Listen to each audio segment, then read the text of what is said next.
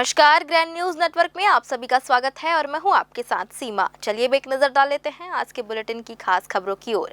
खबरों में आगे बढ़ने से पहले एक नजर आज की हेडलाइंस पर।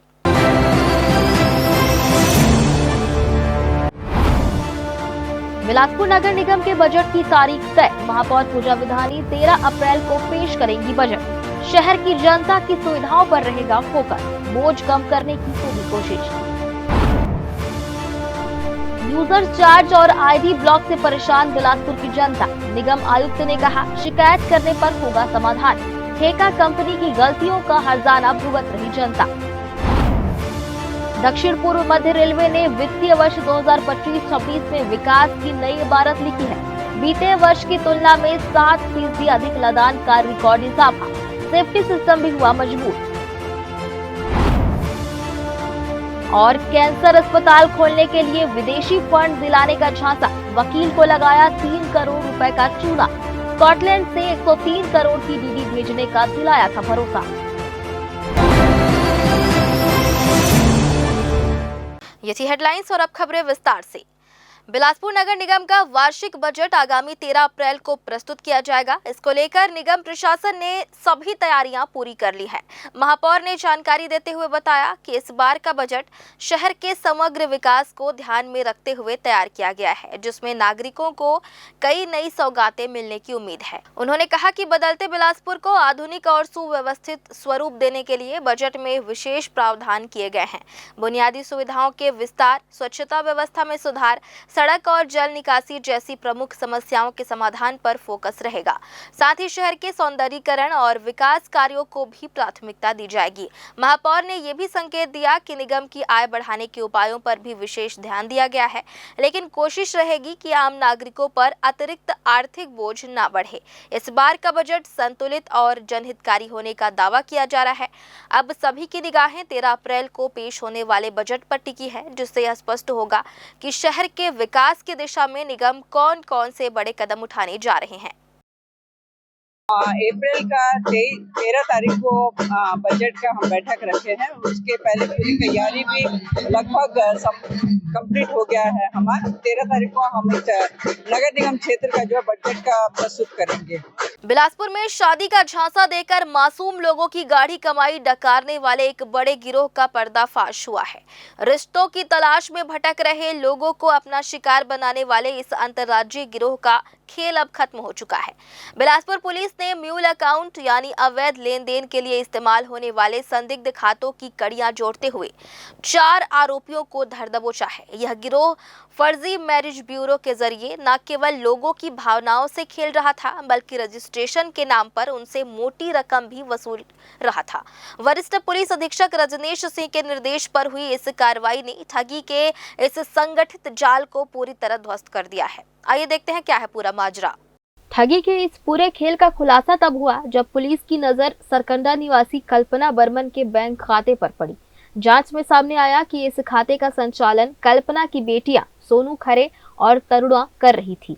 जब पुलिस ने कड़ाई से पूछताछ की तो एक चौंकाने वाला सच निकलकर सामने आया। ये लोग भारती साहू, फुलेश्वर प्रसाद श्रीवास्तव और नीरा बाथम के साथ मिलकर एक फर्जी मैरिज ब्यूरो चला रहे थे। इनका नेटवर्क इतना शातिर था कि ये छत्तीसगढ़ से बाहर के राज्यों के लोगों को अपना निशाना बनाते थे। गिरोह के सदस्य शादी के लिए इच्छुक लोगों को मनपसंद रिश्तों और सुनहरे भविष्य के झूठे सपने दिखाते थे, जिससे लोग आसानी से इनके चंगुल में फंस जाते थे।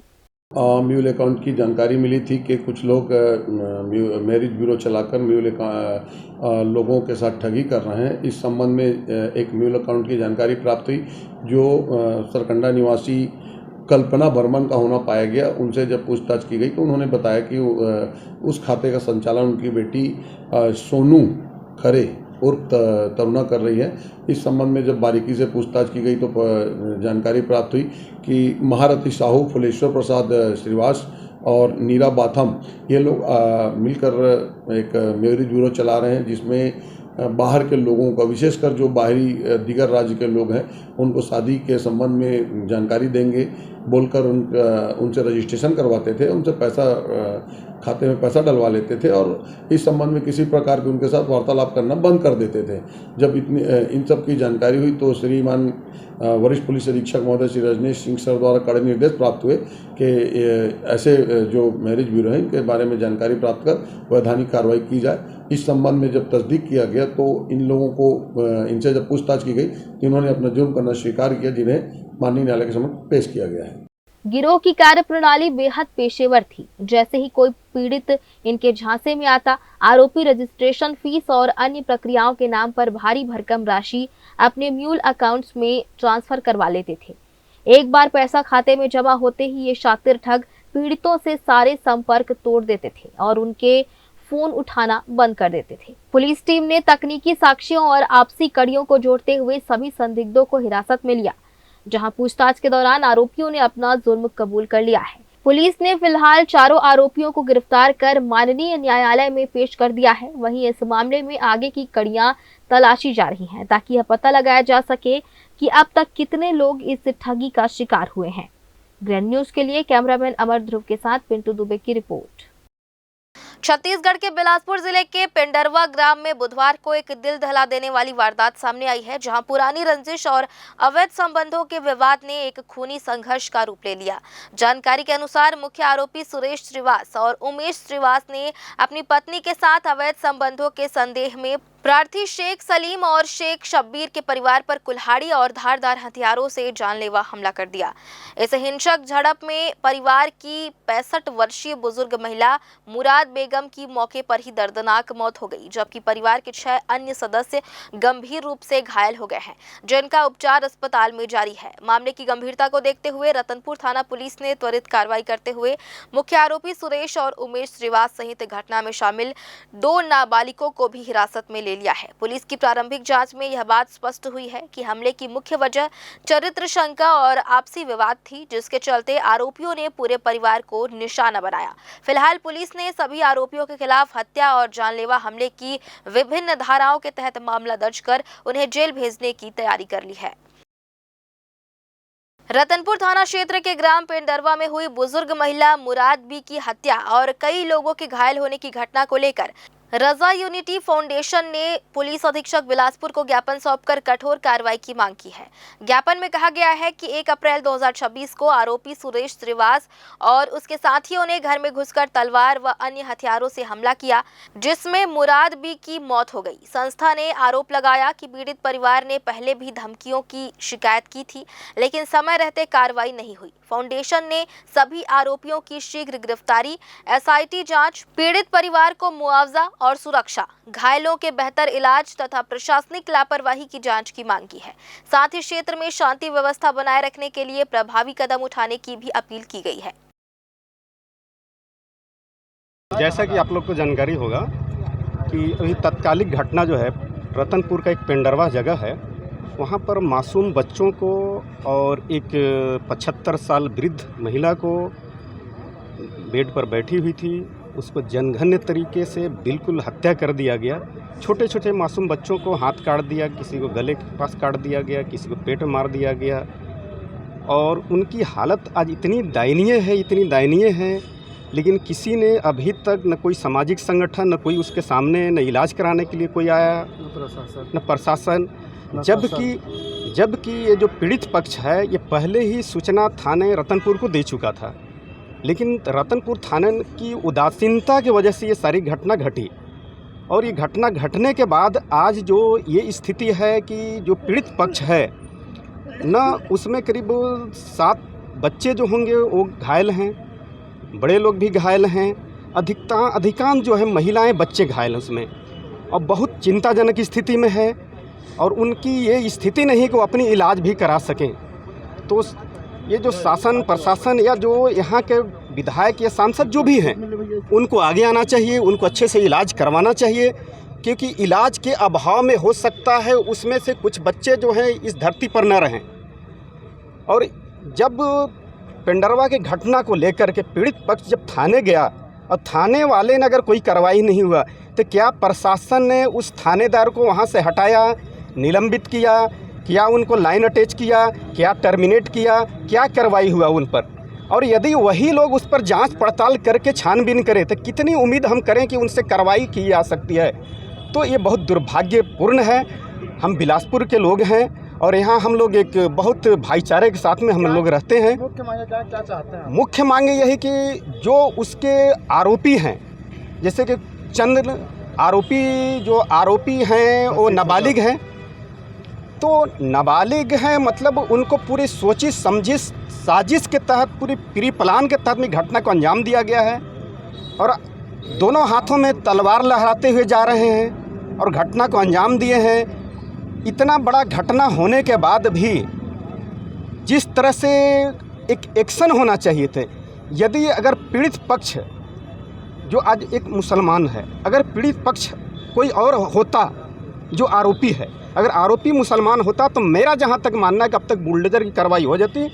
आप लोग गले फड़ करके आवाज़ लगाते रहते, चंद मीडिया लोग, सभी को नहीं बोल रहा हूँ, चंद मीडिया लोग हिंदू मुसलमान को नाम देते रहते, जबकि ऐसा कोई बात नहीं। यहाँ पर दो परिवारों के विवाद है, दो परिवारों की घटना हुई है, लेकिन उसको रंग देने में मीडिया वालों भी महत्वपूर्ण योगदान रहता है, कुछ मीडिया वालों को। और मैं यही मांग करता हूँ कि उन पीड़ित पक्षों के लिए न्याय मिले और जो उसके लिए आरोपी उनको सख्त सज़ा मिलना चाहिए। उनका यही डिमांड है कि उसमें ठीक से विवेचना की जाए, कड़ी से कड़ी सज़ा दिलाई जाए आरोपियों को। तो हमने आश्वस्त किया है, पुलिस के द्वारा लगातार उसमें साइंटिफिक एविडेंस और जो भी साक्ष्य हैं वो सब एकत्र किए जा रहे हैं और पुलिस के द्वारा 4 लोगों की गिरफ्तारी की गई है, जिसमें मुख्य आरोपी सुरेश श्रीवास है और उसके 2 नाबालिग बच्चे भी हैं, जिनके द्वारा कि साथ में तलवार और चाकू वगैरह रखा गया था और वो भी गए थे, हमला किए हैं। इसके साथ ही साथ एक इसके पीछे अबेटमेंट का भी पार्ट आया है, जिसमें कि उमेश श्रीवास को अरेस्ट किया गया है गांव के, और उसको भी कल रिमांड लिया गया है। नहीं ना, सुपारी उपारी तो नहीं, ऐसा कोई ऐसा कंटेंट नहीं आया है, लेकिन इनके उकसावे का कंटेंट था जो कि जिसके कारण से साक्ष्य मिलने पर उसकी गिरफ्तारी की गई है।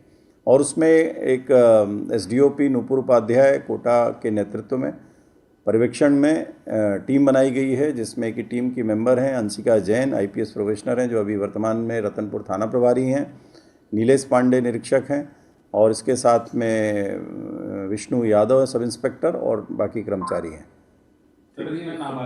अगर इसमें हम ये देखेंगे कि अगर उनके द्वारा कोई अपने वहाँ पर कहीं दादागिरी से या कोई गुंडागर्दी से कोई ऐसा कुछ किया गया होगा तो उसमें कार्रवाई करें। निश्चित रूप से वहाँ पर हम लोग पुलिस जब भी कोई गंभीर अपराध होता है तो स्पॉट को नहीं छोड़ती है, पुलिस वहाँ पर रहती है और वहाँ पर एक इंस्पेक्टर और अधिकारी और बल वहाँ पर तैनात है। नहीं, नाबालिग भी उसमें आरोपी हैं और उनको अरेस्ट करके संप्रेक्षण गृह में भेजा गया है और वो जिस तरीके से क्राइम हुआ है तो निश्चित रूप से उनको उस अमाउंट का पनिशमेंट जरूर न्यायालय से मिलेगा और वो हम लोग विवेचना कर रहे हैं। और फिलहाल वक्त हो चला है एक छोटे से ब्रेक का। ब्रेक के बाद भी खबरें जारी रहेंगी, बने रहिए ग्रैंड न्यूज नेटवर्क के साथ। जय जया प्राइवेट ITI NCVT से मान्यता प्राप्त एंड ISO सर्टिफाइड 10वीं पास विद्यार्थियों के लिए 2 year electrician course, OPA 1 year course, computer operating and programming assistant course, best classroom facility, admissions open. Jai Jaya private ITI, Riverview Colony, Koni, Bilaspur, Chhattisgarh. Break के बाद आप सभी का स्वागत है। नगर निगम में संपत्ति कर और भारी भरकम यूजर चार्ज को लेकर करदाता परेशान हैं। किसी की आईडी लॉक है तो किसी पर पुराने यूजर चार्ज का बड़ा बकाया दिखाया जा रहा है। कई लोग टैक्स जमा करने निगम मुख्यालय और जोन कार्यालयों के चक्कर काट रहे हैं, लेकिन उन्हें वेरिफिकेशन, पार्ट पेमेंट की अनुमति नहीं होने या अन्य कारण बताकर लौटा दिया जा रहा है। निगम आयुक्त प्रकाश कुमार सर्वे का कहना है कि जब तक किसी भी करदाता ने इस संबंध में उनके समक्ष लिखित शिकायत दर्ज नहीं कराई है, उन्होंने कहा कि जिस किसी को भी यूजर चार्ज, आईडी लॉक या टैक्स भुगतान में परेशानी है वह लिखित शिकायत करें। नियम के तहत तो उसका टैक्स जमा कराया जाएगा। आयुक्त ने पूर्व ठेका कंपनी स्पैरो पर भी कार्रवाई की बात कही है।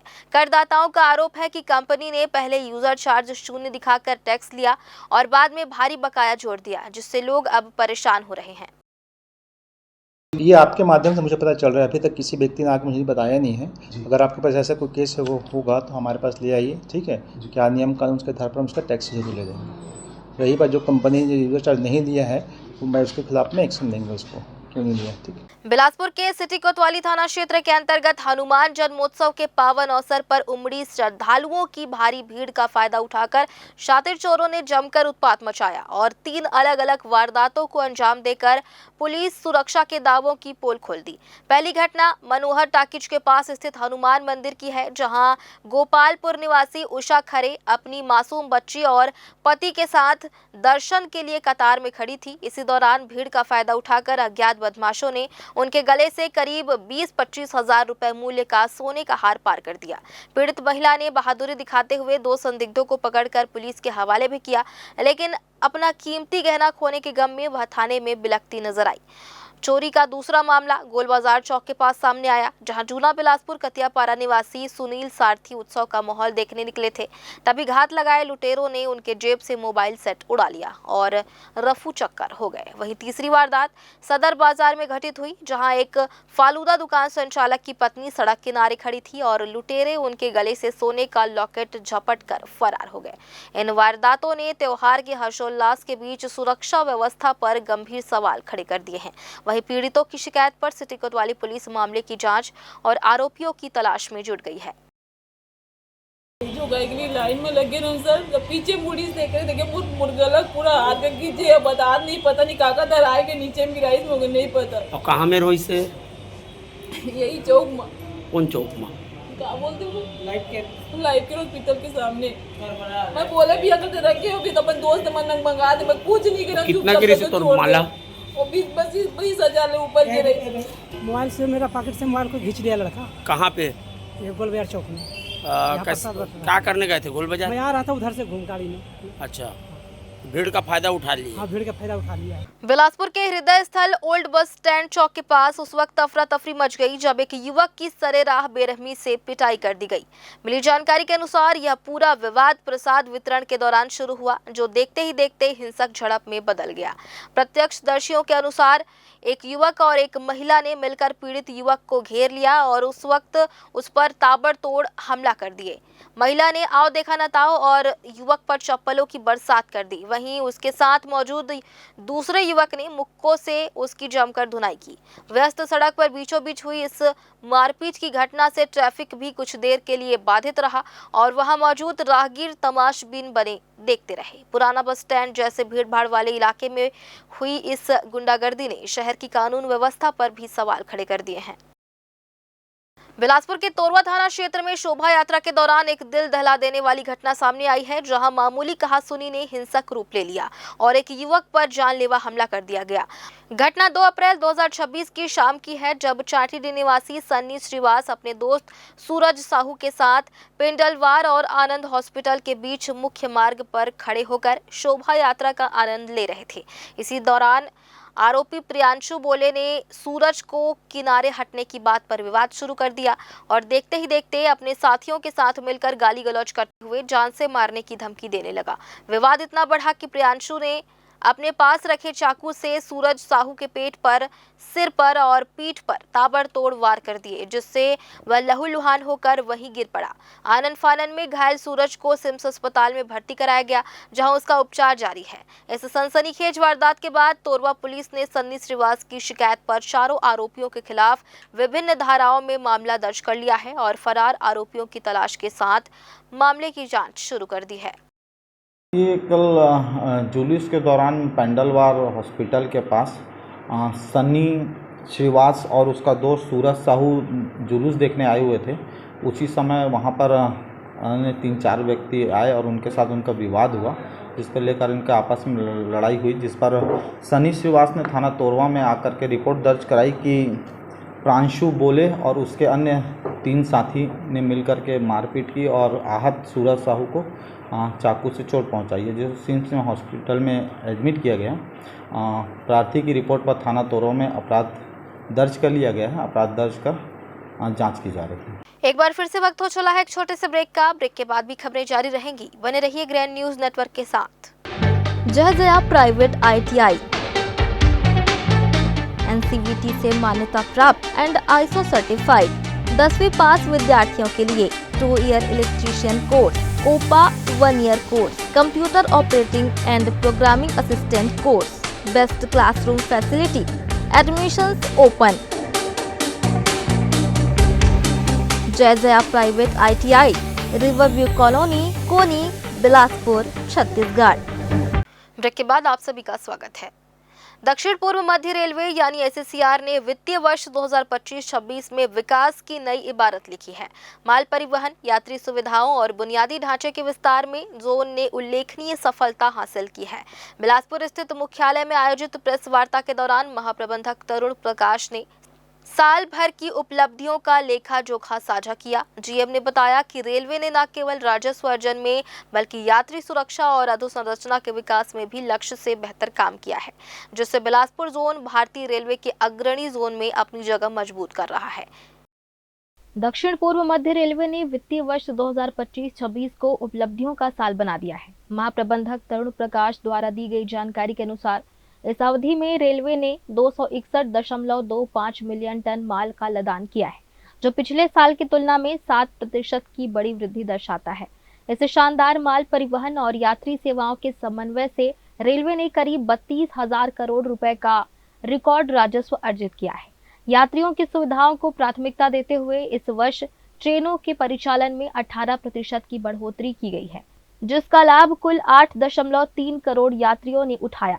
इंफ्रास्ट्रक्चर के मोर्चे पर भी जोन काफी सक्रिय रहा, जहां 125 किलोमीटर नई लाइन और मल्टी ट्रैकिंग का काम पूरा कर रेल नेटवर्क को विस्तार दिया गया।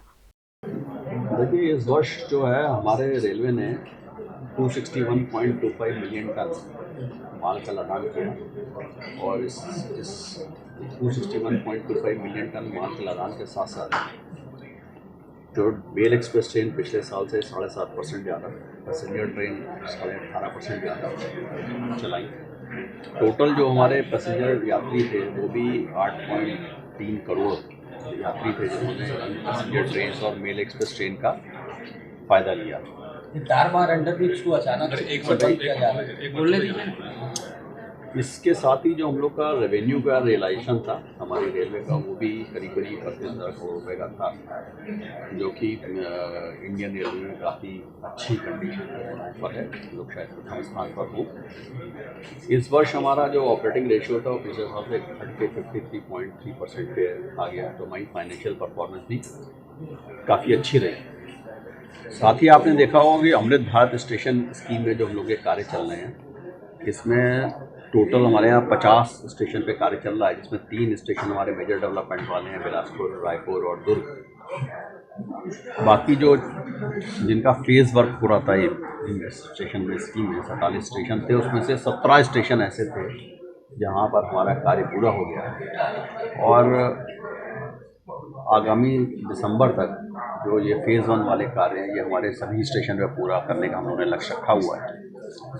इसके अलावा 125 किलोमीटर की हम लोगों ने मल्टी ट्रैकिंग की योजना या न्यू लाइन सब मिला करके 125 किलोमीटर की नई लाइन इस वर्ष में हमारे ऐड हुई।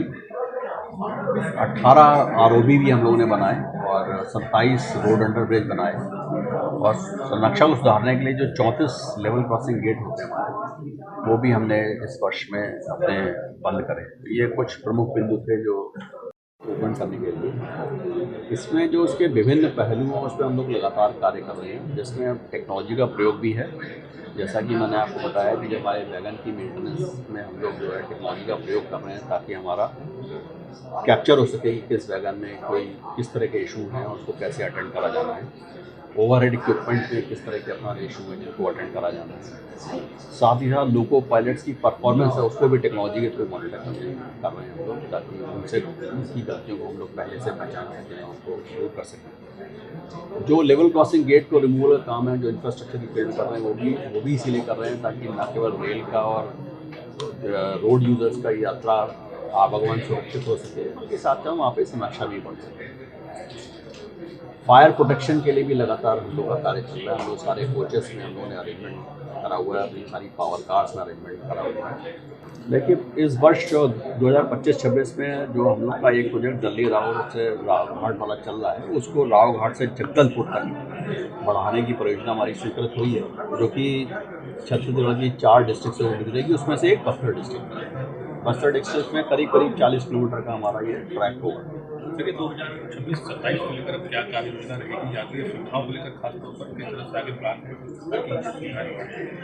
2026-27 का वर्ष ऐसा है जिसमें हमारी जो यात्री सुविधाएं हैं, हम लोग कोशिश करेंगे हमारे जो 50-47 स्टेशन जहाँ पे हम लोग प्रथम चरण वाला हमारा कार्य चल रहा है, स्टेशन का ये कार्य हमारा कंप्लीट हो जाए। सभी स्टेशन हमारे जो दिव्यांगजनों के जो फैसिलिटी हम लोगों ने प्लान कर रखी है वो भी सब जगह पे हो जाए। जहाँ जहाँ पे हमने लिफ्ट एस्केलेटर प्लान करे हुए हैं, लिफ्ट एस्केलेटर हमारे लग जाए। और जो हम लोग के टिकट खरीदने में जो वो चीज़ें होती हैं उनको जितना ज़्यादा एड्रेस करा जा सके उतना ज़्यादा वो चीज़ें एड्रेस हो जाए, ताकि लोग आसानी से टिकट लेकर के ट्रैवल कर सकें। सुरक्षा और आधुनिकीकरण एससीआर की प्राथमिकताओं में सबसे ऊपर रहे हैं। अमृत भारत स्टेशन योजना के तहत बिलासपुर, रायपुर और दुर्ग सहित कुल 50 स्टेशनों का कायाकल्प किया जा रहा है। महाप्रबंधक ने बताया कि पहले चरण के 47 स्टेशनों में से 17 का काम पूरा हो चुका है और शेष को दिसंबर 2026 तक पूर्ण करने का लक्ष्य है। सुरक्षा को और पुख्ता करने के लिए 18 रोड ओवरब्रिज और 27 अंडरब्रिज का निर्माण किया गया है। साथ ही 34 लेवल क्रॉसिंग गेट बंद किए गए हैं। रेलवे अब अत्याधुनिक तकनीकों जैसे वैगन मॉनिटरिंग और उन्नत फायर सेफ्टी सिस्टम का उपयोग कर रहा है, ताकि रेल संचालन पूरी तरह सुरक्षित रहे। लोको पायलट्स की परफॉर्मेंस पर डिजिटल नजर रखी जा रही है, जिससे मानवीय चूक की संभावनाओं को न्यूनतम किया जा सके। कुल मिलाकर 2025-26 का यह वित्तीय वर्ष एससीआर के लिए प्रगति और नवाचार का वर्ष साबित हुआ है। ग्रैंड न्यूज के लिए कैमरामैन अमर ध्रुव के साथ पिंटू दुबे की रिपोर्ट। राजधानी बिलासपुर में आज गुड फ्राइडे के अवसर पर मसीही समाज द्वारा प्रभु यीशु मसीह के बलिदान और उनके कष्टों को याद करते हुए पूरी श्रद्धा के साथ क्रूस का जुलूस निकाला गया। मान्यता के अनुसार आज ही के दिन प्रभु यीशु ने मानवता के कल्याण के लिए क्रूस पर अपने प्राणों की आहुति दी थी, जिसे याद करते हुए सुबह से ही शहर के विभिन्न चर्चों में विशेष प्रार्थना सभाओं का आयोजन किया गया। इस दौरान मसीही समाज के लोग हाथों में लकड़ी का पवित्र क्रूस लेकर सड़कों पर निकले और क्रूस की राह पदयात्रा की। जुलूस के दौरान श्रद्धालु प्रभु यीशु के अंतिम सफर के 14 पड़ावों का स्मरण करते हुए बीच बीच में रुककर प्रार्थनाएं करते रहे और बाइबल का पाठ किया। यह जुलूस रेलवे क्षेत्र के मुख्य मार्गों से होते हुए गुजरी। चर्च के पादरियों ने इस अवसर पर प्रभु यीशु के प्रेम, क्षमा और शांति के संदेशों को जन जन तक पहुंचाया। पूरे शहर में माहौल गमगीन लेकिन आध्यात्मिक बना रहा, जहां भक्तों ने उपवास रखकर और विशेष आराधना कर दुनिया में अमन चैन की दुआ मांगी। ये गुड फ्राइडे हम सबों के लिए एक महत्वपूर्ण दिन है, क्योंकि आज के दिन यीशु ख्रिस्त अपने प्राण को निछावर कर दिए हैं और मरकर रविवार के दिन, तीसरा दिन वो जी उठेंगे। ये जी उठने वाला जो पर्व है, ईस्टर हम कहते हैं, ये हमारे लिए बहुत ही महत्वपूर्ण है। ये जब तक यीशु जी नहीं उठेंगे तो हम ईसाई भाई बहनों का विश्वास अर्थ है। इसका अर्थ सिर्फ इस ईस्टर पर आधारित है। ये यीशु जी उठने के कारण हम लोग जिन ईश्वर पर विश्वास करते हैं उसके ऊपर आधारित है। ये जी उठने का इस पर्व जो ईस्टर हम कहते हैं, इसका अर्थ ये है कि यीशु ने कहा मार्ग, सत्य और जीवन में हूँ। माने यीशु ने कहा कि यीशु सत्य है। उस सत्य को दुश्मन लोगों ने मार डाला, दफना कर रखे। तीसरा दिन वे जी उठे। तो कोई भी एक सत्य को या कुछ भी सच्चाई को हम लंबा समय के लिए दबाकर, छिपाकर रख नहीं सकते। यीशु सत्य होने के बावजूद तीसरा दिन जी उठे। हमारे जीवन में भी जब कभी भी कुछ बुरे लोग हमारे सच्चाई को छिपा कर रखते हैं तो लंबा समय नहीं रहते। तीसरा दिन कम से कम जी उठे तो सत्य बाहर आए। वो इस पर्व हमको ये बात बताती है और ये पर्व हमको ये भी बात बता देती है, क्योंकि हमारा जो सोच है वो एक प्रकार का पुनर्जीवित सोच की जरूरत है। क्योंकि आजकल हम देख रहे हैं बच्चे विशेषकर छोटी मोटी समस्याओं से लेकर परीक्षा में फेल हो गए हैं या कुछ जो हासिल करना चाहते हैं वो नहीं हो पाता है, डिप्रेशन में चला जाता है। यीशु क्रिस्त 3 दिन कष्ट झेले, 3 सालों से कष्ट झेले और 3 दिन उनको कब्र में रखा गया था, फिर भी वो हिम्मत रहेगा। हर दिन जब भलाई करते रहे, लोग उनके पीछे पड़े रहे। जो लोग इस समाज के अगुवाई लोग उनके यीशु के पीछे पड़े रहे, फिर भी यीशु भलाई करने से हिम्मत नहीं करे। उनको दफनाया गया, सताया गया, फिर भी वो अपने लक्ष्य के ऊपर अड़े रहे। उसी प्रकार हम भी हमारे समाज में जो भी छोटी मोटी समस्या आ रही है उस पर सक्रिय मनोभावना से पुनर्जीवित होने की जो सोच से यदि हम भी आगे बढ़ेंगे, हमारे जीवन में भी पुनर्जीवन जरूर होगा। बिलासपुर के चकरभाटा थाना क्षेत्र में ठगी का एक चौंकाने वाला मामला सामने आया है, जहां एक वकील को कैंसर अस्पताल खोलने के लिए विदेशी फंड दिलाने का झांसा देकर लगभग 3 करोड़ रुपए की धोखाधड़ी की गई। पुलिस से मिली जानकारी के अनुसार आरोपियों ने वकील को विश्वास में लिया कि वे स्कॉटलैंड से 103 करोड़ रुपए का डिमांड ड्राफ्ट भेज रहे हैं, जिसका उपयोग जनहित में कैंसर अस्पताल बनाने के लिए किया जाएगा। इस भारी भरकम राशि के डीडी को क्लियर कराने और अन्य कागजी औपचारिकताओं के नाम पर आरोपियों ने पीड़ित वकील से अलग अलग किश्तों में करीब 3 करोड़ रुपए ऐंठ लिए। जब लंबे समय बाद भी कोई फंड प्राप्त नहीं हुआ और आरोपियों की असलियत सामने आई, तब पीड़ित ने पुलिस की शरण ली। चकरभाटा पुलिस ने इस गंभीर मामले में एफआईआर दर्ज कर ली है और आरोपियों की गिरफ्तारी के प्रयास में जुट गई है। अतिरिक्त पुलिस अधीक्षक पंकज पटेल ने बताया कि साइबर और वित्तीय सुरागों के आधार पर मामले की गहन जाँच की जा रही है, ताकि गिरोह का पर्दाफाश किया जा सके। चकरभाटा थाना क्षेत्र में एक वकील हैं जिनसे ये जो आरोपी है लगभग स्कॉटलैंड से 103 करोड़ का डीडी भिजवाना, जो कैंसर हॉस्पिटल खोलने के नाम से भेजेंगे, और डीडी क्लियरेंस के लिए चार्जेस, अलग अलग चार्जेस के नाम पर लगभग 3 करोड़ की ठगी की थी। इसमें एफआईआर किया गया है, आरोपी की अरेस्टिंग की गई है। बिलासपुर के मुरुम खदान स्थित सिद्ध पंचमुखी हनुमान मंदिर में इस वर्ष भी हनुमान जन्मोत्सव का पर्व अपार हर्षोल्लास और भक्ति भाव के साथ संपन्न हुआ। आपको बता दें कि यह मंदिर 70 साल पुराना है और हर साल की गौरवशाली परंपरा को बरकरार रखते हुए इस बार भी कार्यक्रम का आयोजन बेहद भव्य स्तर पर किया गया, जिसमें सुबह से ही मंदिर परिसर जय श्री राम और जय हनुमान के जयकारों से गुंजायमान रहा। महोत्सव के दौरान भगवान पंचमुखी हनुमान जी का विशेष श्रृंगार कर विधि विधान से पूजा अर्चना की गई, जिसमें बिलासपुर शहर और आसपास के क्षेत्रों से बड़ी संख्या में पुरुष, महिलाएं और बच्चे शामिल हुए। श्रद्धालुओं ने कतारबद्ध होकर प्रभु के दर्शन किए और सुख समृद्धि की कामना की। पूजा के पश्चात विशाल भोग भंडारे का आयोजन किया गया, जहां हजारों की संख्या में भक्तों ने पूरी श्रद्धा के साथ प्रसाद ग्रहण किया।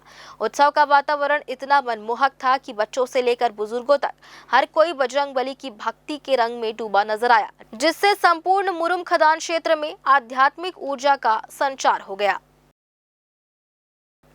छत्तीसगढ़ की ऐतिहासिक नगरी रतनपुर में हनुमान जयंती के अवसर पर आस्था, परंपरा और सांस्कृतिक चेतना का अद्भुत संगम देखने को मिला। गिरजाबंद हनुमान मंदिर में जहां स्त्री रूप में हनुमान जी की पूजा ने श्रद्धालुओं को आकर्षित किया, वहीं आशीष सिंह गहलोत के नेतृत्व में हिंदू क्रांति दल के तिलक अभियान ने सनातन परंपरा का संदेश जन जन तक पहुंचाया। गिरजाबंद हनुमान मंदिर में बड़ी संख्या में श्रद्धालु दर्शन के लिए पहुंचे। यह मंदिर अपनी अनोखी परंपरा के लिए देश भर में प्रसिद्ध है, जहां हनुमान जी की पूजा देवी स्वरूप में की जाती है। मान्यता के अनुसार है वंशी शासक के पुत्र पृथ्वीदेव ने संवत 1000 के आसपास इस मंदिर का निर्माण कराया था। कहा जाता है कि उन्हें स्वप्न में हनुमान जी ने दर्शन देकर महामाया कुंड से मूर्ति निकालकर स्थापित करने का आदेश दिया था।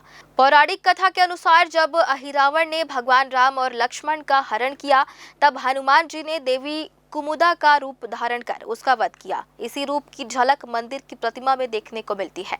प्रतिमा 2 राक्षसों पर खड़ी है और देवी स्वरूप में श्रृंगारित है, जबकि वाम कंधे पर भगवान श्री राम विराजमान हैं।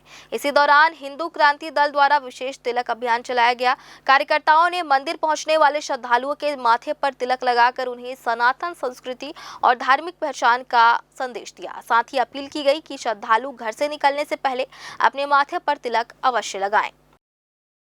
हनुमान जन्म उत्सव हमारे गिरजाबंद श्री हनुमान मंदिर में बहुत हर्षों और उल्लास के साथ मनाया जा रहा है। इस हनुमान जयंती के इस पावन पर्व पर हनुमान जी के प्रसन्नार्थ अखंड श्री रामचरितमानस का पाठ और मानस गायन का कार्यक्रम और सुंदरकांड का पाठ एवं सुंदरकांड का हवन, यज्ञ आदि का कार्यक्रम एवं संध्या काल में भजन संध्या आदि का कार्यक्रम और अनन्य भक्तों के द्वारा तरह तरह से भोग प्रसादी हनुमान जी का वितरण कर रहे हैं। भंडारे का भी आयोजन है मुख्य रूप से। और आज हनुमान जयंती में हम सब के लिए मंगल कामना करते हैं। धर्म की जय हो, अधर्म का नाश हो, प्राणियों पर सद्भावना हो, विश्व का कल्याण हो। हनुमान जयंती के शुभ अवसर पर हम सभी लड़के इकट्ठा होकर सभी मंदिर, देवी देवताओं, महामाया मंदिर, भैरव बाबा मंदिर, गिरजावन, लक्ष्मी देवी, आज से हम लोग सभी हिंदू भाइयों को एक सूचना देना चाहते हैं कि घर से निकलें तो माथे में हमेशा तिलक लगाएं, क्योंकि हम लोग हिंदू हैं, और हमेशा चोटी रखें, हिंदू धर्म का सम्मान करें, आदर करें। आप सभी से यही संदेश देना चाहता हूँ। जयंती के पावन उपलक्ष्य पर हिंदू क्रांति दल के समस्त नवयुवक बंधुओं के द्वारा समस्त हिंदुओं के मस्तक में तिलक अभियान लगाकर रतनपुर में सभी हिंदू बंधुओं का एक नया ही अंदाज में स्वागत किया जा रहा है।